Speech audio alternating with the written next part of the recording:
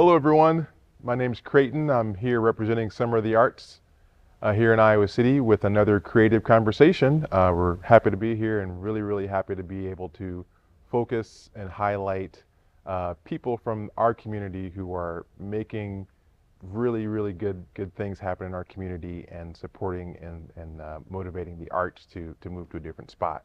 So we're really happy to keep this going today with a good friend of mine. His name is Sunday Goshit, and we're gonna just talk a little bit about what Sunday has done for the community. How you doing? Good. How are you? I'm all right. I'm all Yeah. right. I'm glad to be here. Glad to be talking with you again. Yeah, thanks. For Yeah. sure, for sure. Privilege. Yeah. You've been in Iowa City for a while now? I've lived in Iowa City for 24 years now, going to 25. I arrived in Iowa City in August of 2000, Mm, okay. and I have been here since then. Right on, right Yeah. on. What's kept you around? Well, so I came from Nigeria straight to Iowa City as a graduate student, and went to grad school at the University of Iowa, and I came with a family of six, and my children were in school, and Iowa City was just a very good place for me to raise my children and for them to go to school, and they've gone to school and they left me here. Oh no. Well, that's probably not so bad, right? No. All right. So they at least they have a place they can call home. Hmm. That's Iowa City. Yeah, Yeah. yeah. Is there anything that you can tell us about Iowa City that has made a difference for you and like has really kind of contributed to you staying here? What is it? Um, I would say that many people would say that you don't know where Iowa is or where Iowa City is, especially coming from Nigeria, Africa. But I'm a geographer by training, so my PhD is in geography, and I when I was doing my undergraduate degree in geography in Nigeria, we studied the history of geographical thought, and what one portion of it is is the quantitative revolution in geography. Okay. And the University of Iowa was one of the leading institutions globally in the quantitative revolution in geography. So coming to Iowa was a big deal. Coming to that institution that was leading, I mean, people like Schaefer, the Schaefer Hall is named after him. They were some of the people who were leading that revolution globally in changing. So I came to Iowa because I came to Iowa to do a PhD program, and I did not know what to expect, because the image we have of the U.S. Is that developed country. So to me, I thought, okay, I'm coming to Iowa City, so I was thinking it's going to be this huge city, and then I landed at the airport in Cedar Rapids and landed in a cornfield, drove through the forest into a very small town that is called a city. Right. But then when I settled and I found out that it's a small town with a big city feel, in the sense of there's a big university, there's a big hospital, and then when my family came, my children arrived. Actually, I realized that, oh, this is just a very convenient place to raise your children. It was a good place for me to study, do my PhD. It was a good place for my children to go to school. There were so many activities around, and I felt that this was just the right place for me. Unlike big cities like New York, Chicago, and so on, that is difficult for you. So the transition was a lot easier for us, Sure. in the sense of where we come from and where we're coming. And that is why I think we have just considered Iowa City home. Excellent. Yeah. Excellent. Well, we're glad you have. Yes, yes. Is there anything, currently I know you're involved in a lot of different things. Yes. So what are you into now, and is there anything in particular that's kind of like Iowa City's already home, we know that, but Yes. is there anything that you're involved in now that's really like making you proud to be here? Okay, so let me back up to when I first came. Mm-hmm. When I first came here, as a graduate student, one of the things that I really got interested in getting to know who are Americans. Um, I had images of what they were in movies and so on. So the thought, like I said earlier, the thought is in America, everywhere it's like LA, it's like New York, and so on. Where everybody is busy running around, and I found out that that was not true.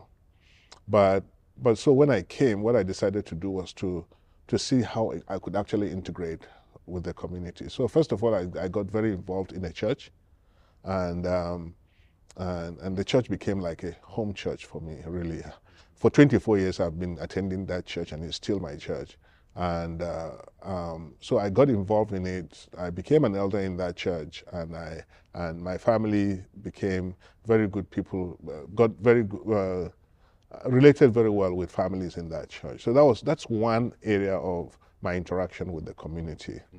But then also I found out that for me to be able to understand the culture, I needed to learn more.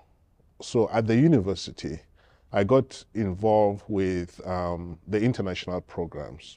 So whenever there was any volunteering opportunity, I would offer myself. I would go and volunteer in so many programs. There used to be a program they called the International Classroom Journey. Okay. And the goal of that program is to go out into the community, actually is to find volunteer students, international students who would go into K through 12 classes and teach students about their culture. Yeah, yeah. And because I love folklore and I love stories, so I would go into the classroom and tell the small kids stories, tales by the moonlight that I was told by my grandparents, and they got very interested in it. So I found out that that was a very good way of engaging the community and getting to know the community. The university, the international programs then, after I finished my PhD and I went back for a second master's, they decided to give me a graduate assistantship. So, and then I became involved in intercultural training on campus and out of campus. Before then, because I think I love storytelling and I loved engaging people, the president's office invited me to be in the Bureau of Speakers for the university. So if there was any organization outside, in Iowa City or outside Iowa City, that wanted a speaker from Africa, they will send me an email and say, hey, we need this need here, and then I'll go and give a speech depending on what topic they wanted. So that way, I wasn't just involved within the Iowa City community, but I represented the university in talking to other communities about Africa generally. So that then translated into my working with international programs and doing intercultural competency training. But then I also became the president of the African Students Association. And during that, we had an African week. And during that week, we did a lot of programs that were supposed to enlighten people about Africa, that is not a country, but a continent. Right, right. And so we had displays of all the countries during the week in the IMU, and so many things. You know, we brought in speakers from outside the university to come and talk about African issues. During my time, that was a time the Africa Organization of African Unity, OAU, became the African Union. So we had a talk on that. Moving fast forward, after I graduated, I became more involved with the African community outside campus. I really became interested in how the African immigrants are resettling in Iowa City. So I got involved with organizations that represent African communities. I visited them. There are many African churches. I visited many African churches. And I also, then I started getting engaged more in organizations, nonprofit organizations that served the immigrant and refugee community. So I was on the, I'm currently the president of the board of directors of Iowa City Compassion. which provides a lot of services to immigrants and generally people who are less privileged. And then I also currently am involved with I'm the vice president of the Iowa City Foreign Relations Council. Okay.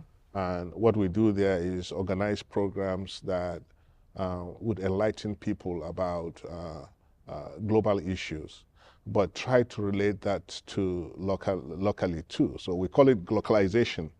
Yeah. Nice. So I am involved with the Iowa City Foreign Relations Council. I also got involved with the Iowa City School District on their community advisory board.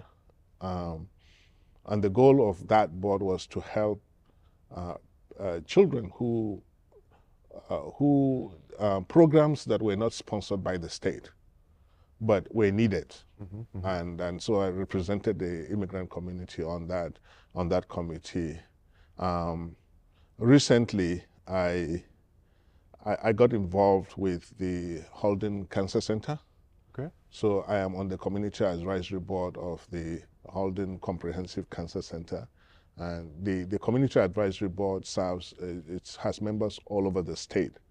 And what they do is they provide, kind of advice to the cancer center on how best to reach out to the population.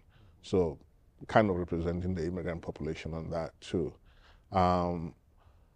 We started the Africa Communities Network. Okay. And the goal of it at that time when we initiated that was to see how we can bring all the African organizations, community organizations together so that we can do something together. But so the organization is still there, but I'm no longer on the board. I was the vice president of the organization. Then quite a number of projects on campus that works with immigrants. Okay. Some of them have to do with language programs, and there are also some projects that have to do grant projects that work with immigrant population, trying to know, their experiences, actually kind of documenting stories of immigrants, how they came, just like the questions you asked me, and what are their experiences in Iowa City. I'm getting, I'm lost. I've lost some of them. There's so many things. But then the latest one is actually the Festival, African Festival, which we organized and for the first time. Yeah, tell us about that, because I went to that fest and it was amazing. It was just amazing. Yes. The art that was presented was amazing. The vendors were great. The community situation, it was awesome. So, when I first came here in 2000, if I walk into Walmart, for example, perhaps 90% of the people on the register are white. They're people who today, if you go to Walmart, 95% to 98% of the people, I give the remaining 2% to whites, the white population, are people of color, most of them from Africa. So what that means is it gives you a statistics of what has happened over the period of more than 20 years, that the number of African immigrants have actually significantly increased. The largest populations used to be, they still are, the Congolese and the Sudanese immigrants in Iowa City. But we've seen people come from different nations to Iowa City. The people from Mali, there are quite a good number of them now, and people from Togo and Benin Republic, most of them have come here as immigrants. And then the rest of us, so to say, the rest of us. When we were planning that festival, I was trying to list the number of people that I knew, not the actual number, but just the number of people, countries that I knew are represented in Iowa City. We had close to 30.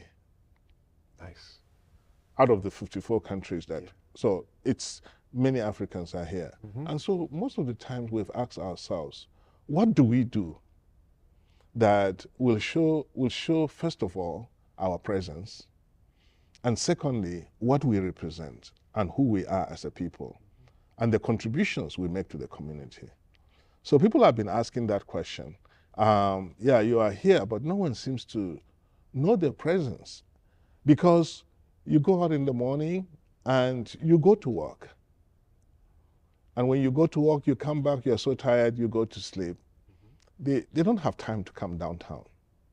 They don't have time to engage in other activities. So we said, Africans love to dance, and Africans love their food. So we said we have to organize something around food, music, and dance. And so, you know, the idea of the festival came, people started floating the idea of the festival a very long time ago, like maybe say 10 years. Should we not do a festival? Should we? And each time I meet all of these groups and I bring out that idea, you see people's eyes would just, yeah, let's do it. But we didn't come to start doing it until, I think it was Brady, who is a professor at the University of Iowa and did her research in South Africa, and myself, and Mazahir, who is a council member. We, three of us sat down together and said, I think it is time for us to do this. Nice. And we said, so how do we do it?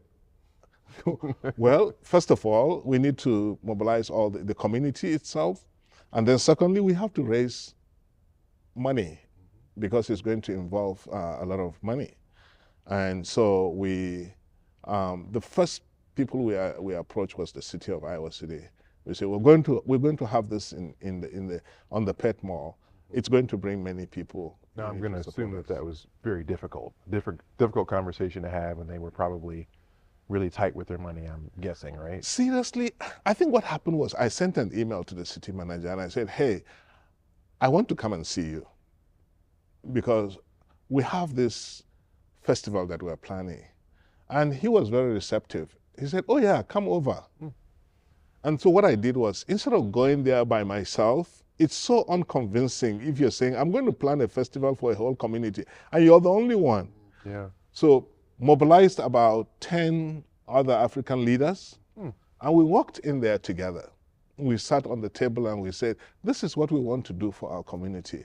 And gave him the kind of statistics that I have given you now, and the need for us to do this, and how we could move forward. In fact, the first thing we did was, even before we saw the city manager, was we had a meeting with you guys, some of the arts. We came to your place and we said, this is what we want to do. What do we do? And so you gave us advice on some of the things that we needed to do, and some of the things we needed to take into consideration. And then we did that, and then moved to the city. And he was shocked by the stories that most of the Africans told. You see, the thing is, when you talk about a community being a welcoming community, it's on a scale, right? Yeah, totally. Most of the Africans come to the U.S. and they go to big cities like New York. Their experiences there are not so good. You know, one of them told the story of how he came to the United States and he was in New York, and 5 of them were staying in one room. And he just said, when he moved to Iowa City, it was like he moved to heaven. Wow. Because he came here, he got a job very easily, he could move around, and that day he said, now I have a car, my wife has a car, all my 3 children have cars, and they're still in high school. And, you know, so he said, it's like I moved to the right place. And he gave us a story there in front of the city manager. He said, after I came here, then I invited one of my friends from New York to come and visit. When he came, I told him to move here. And he said, when my friend moved here, after 1 year, he came to my house and looked at me in the face and he said, you know how I would say, how we would say in Africa, I can't thank you. The only person who can thank you is God for bringing me to Iowa. So that is the kind of experience that people have of moving from other parts of the country where, you know, because of the size, you hardly even get to know. I mean, people are so fast in New York. In New York, as big as it is, it's one of the loneliest places in the world. Yeah, because you're on your own. Right. And then you come here and it's easy to form that community and you can realize and this guy is from Togo, and now the Togolese community has grown very, very large in Iowa City. Mm-hmm. So, so we decided to organize that, and then the city of Iowa City actually was very generous. I mean, coming there, the first time we're organizing the festival, they don't know whether it was going to be successful or anything, but they advanced to us $5,000. Nice. Which was good amount of money. Yeah. So that kind of encouraged me to say, hey, write more emails and contact more people.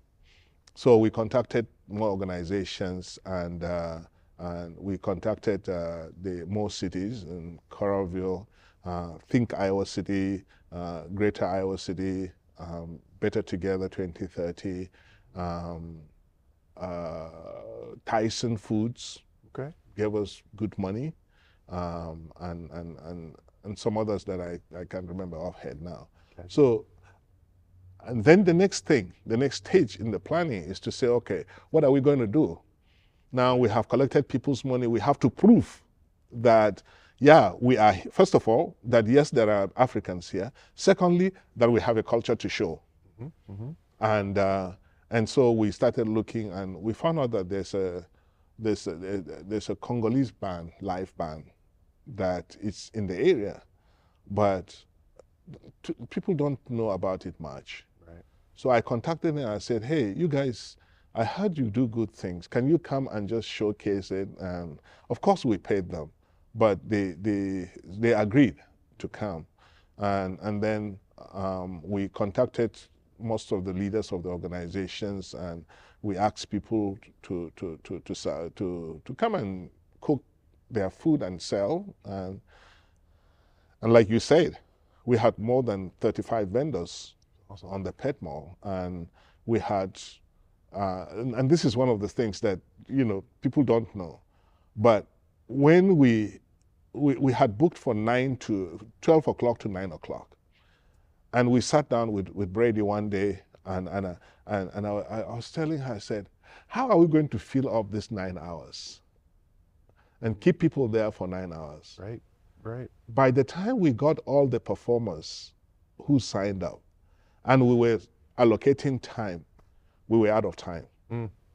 That's a great problem to have. It was a good problem to Yeah. have. In fact, exactly what I said, I looked at her and I said, this is the best problem I've ever had. Mm-hmm. You know, that we have a program, and so it turned out to be very, very successful. Nice. Yeah. Nice. I'm glad to hear that the city was supportive. I'm not surprised. Yeah. The city is very supportive of a lot of different things. They were very, very supportive, especially, and for me especially, was because it was our first time.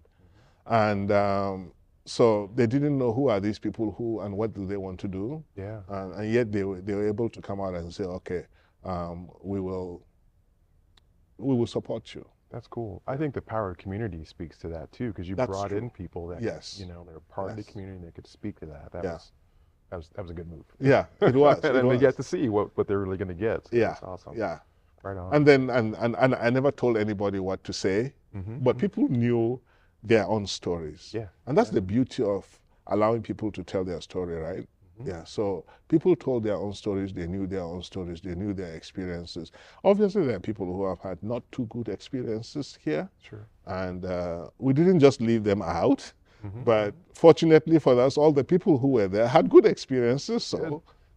So we convinced the city. Yeah. Worked out. Excellent. Excellent. So, okay, I'd love to hear more about these acts. Like, I know there were some acts there, some bands and some choruses that were at the fest. Talk to us about any of those that you want to talk to us about, or if there's anybody else out there that we need to know about that we don't know about yet as musicians. So it's very interesting, because in the course of planning something like this, then you get to hear people say, oh, this guy this guy there, and so just word of mouth was what really helped us. But yes, the Congolese band was there, and um, and then in the course of our discussions, we realized that Africans, there are more African churches here than anything, okay? So we said, okay, well, if that is how they represent their culture in their religious form, and especially because I just have, me as an African, for me and as an African, I have a passion for Congolese music. There's no way the Congolese would start their music and you would not get up to dance. Just so, so during the Welcome Festival, I attended an intercultural service, and their music group stood up and sang, and I went and met the pastor, and I said, you know, guess what? He said, yes. I said, I want this group on the Pet Mall. Nice. And Nice. he said, oh, really? I said, yeah. And they had two groups, a group of young kids and then the older youth. And so they were, both groups were there. Then there's another church, there's another Congolese group out of St. Mary's Okay. Church. And someone else approached them, and they agreed to come and perform, and they were there too, dressed in real, you know, I mean, you see them, you knew they were really very traditional. Then in the course of my trying to find out, I found a guy from a Sudanese who, his name is Mohammed. Unfortunately, Mohammed couldn't play that day because, like I said, the time was too small. Right. But Mohammed plays an instrument. I didn't ask but he just plays the instrument. And people were so fascinated about him that they told me, and I went and met him. I said, he's a bit an elderly guy, and I said, hey, would you want to come and perform? And he said, sure. But then in the course of doing that, I found out that he was a wonderful artist too. So actually he came and he displays his art. And then I found out actually that he had his degree from Sudan in graphic design. So things like this make you to find talents and people who are doing very, very cool things that we don't know. Yeah. But he was one of them. And so he's one of the musicians that I've actually identified that we could, that the city could actually benefit from his skills and his art too. And then we while we were doing this, then there's this guy who, I don't know what you would call him, who does acrobats on the bicycle. Oh, yeah.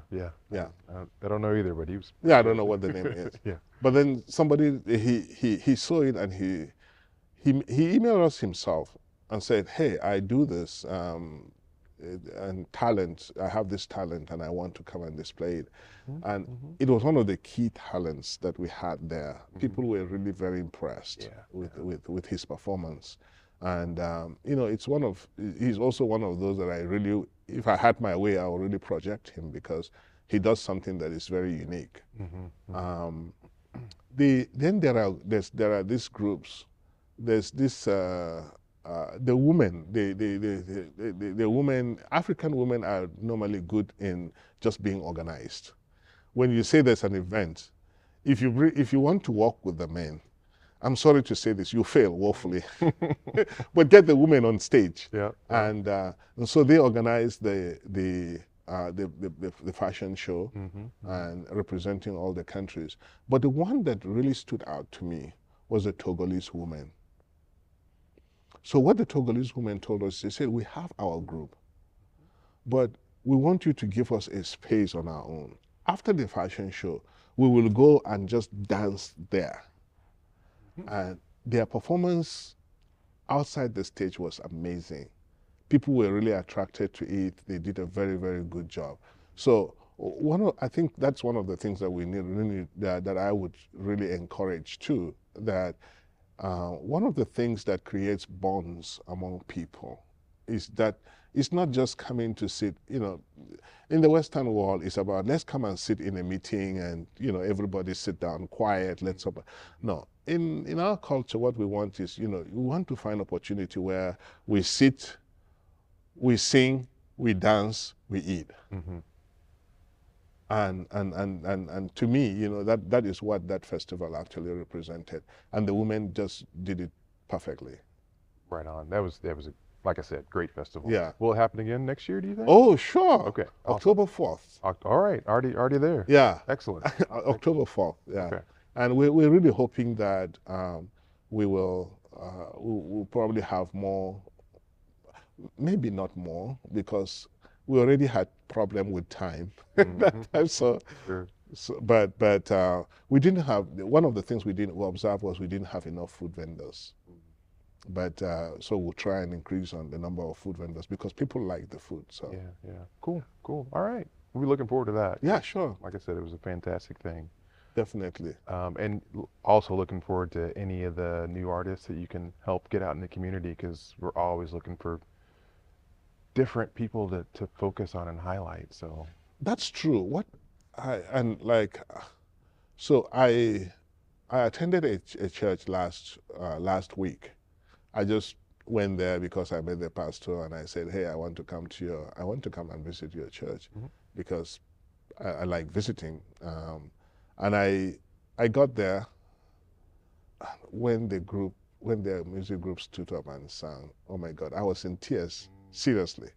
nice. It's amazing how, the spiritual part of it was there, but just that, it does two things.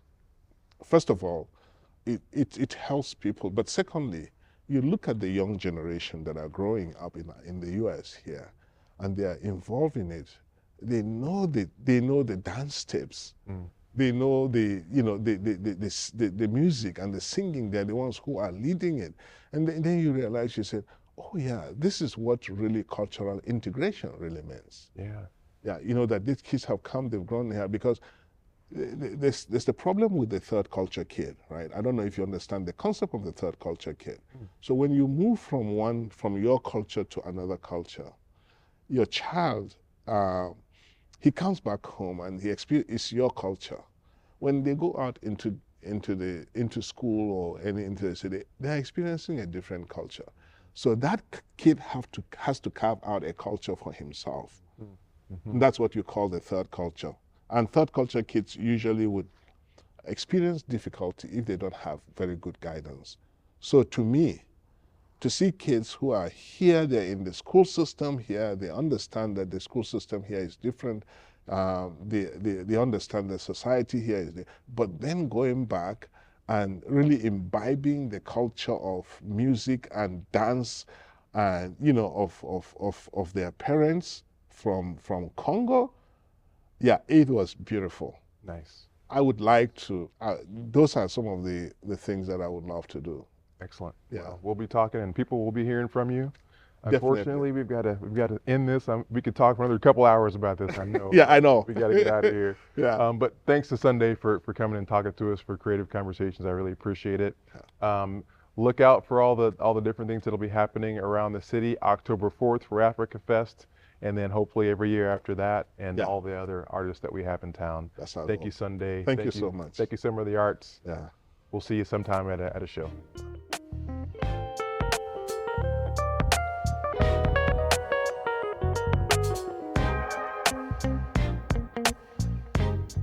Thank you.